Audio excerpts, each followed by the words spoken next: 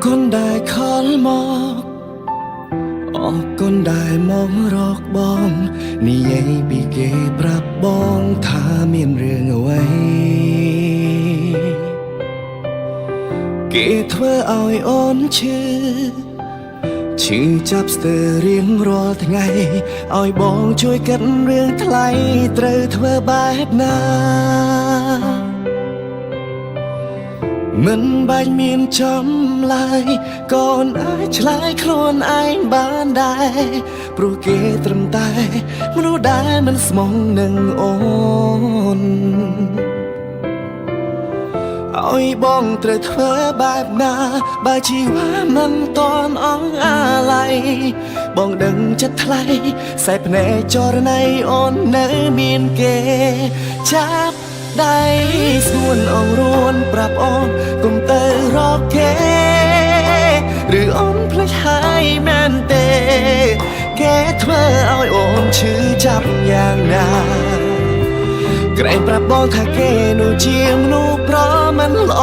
មិនគួរយកខ្លួននៅក្បែរតែពេលនេះអូនកេងកាយទៅរកគេនោះវិញបានមិនបាច់ប្រាប់ថានឹកបងនឹងតែអូននៅស្នេហ៍គេរឿងដែលមានមេប្រាប់បងនោះជារឿងអ្វីទៅបងមិនយល់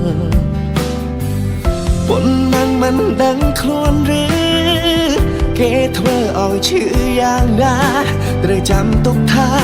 គេលែងត្រូវការរូបអូនទៀតហើយ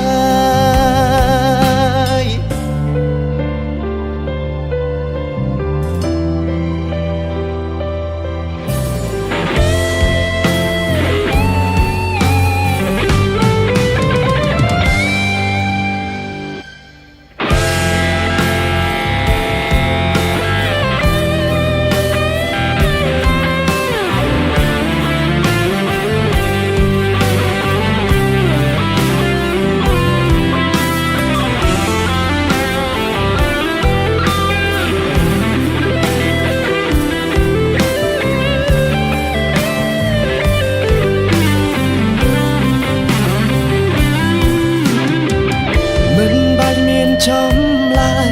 កូនអាចឆ្លើយខ្លួនឯងបានដែរព្រោះគេត្រឹមតែមនុស្សដែលមិនស្មងនឹងអូនឲ្យបងត្រូវធ្វើបែបណាបើជីវ៉ាមិនតន់អងអាឡ័យបងដឹងចិត្តថ្លៃសែភ្នែកចរណៃអូននៅមានគេចាប់ដៃស្ងួនអងរួនប្រាប់អូនកុំទៅរកគេឬអូនភ្លេចហើយមែនទេគេធ្វើឲ្យអូនឈឺចាប់យ៉ាងណាក្រែងប្រាប់បងថាគេនោះជាមនុស្សប្រមិនល្អមិនគួរយកខ្លួននៅក្បែ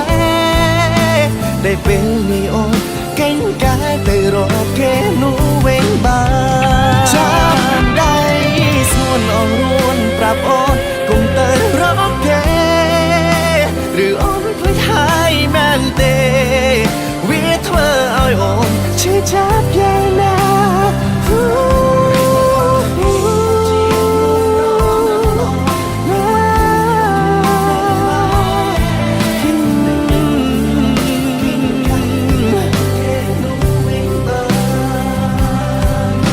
តែពេលនេះអូនកេងកា